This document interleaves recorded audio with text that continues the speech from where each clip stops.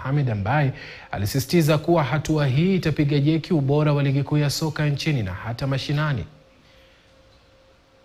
Kuna tashwishi ya kwamba Mombasa una umaarufu sana kwa upande wa kandanda na unajulikana sana, mashabiki wake wanajulikana Kenya nzima.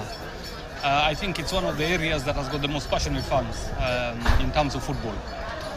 It's unfortunate that we don't have the right infrastructure in this area that will support or can support the growth of football.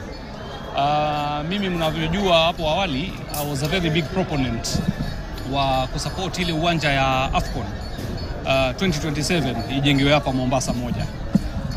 But nevertheless, nafikiria mtukufu rais wetu William Ruto ameweza kutoa ahadi ya kwamba tutapata stadium moja Mombasa, stadium ambayo itakuwa imefikia ile kiwango ama ile international standards.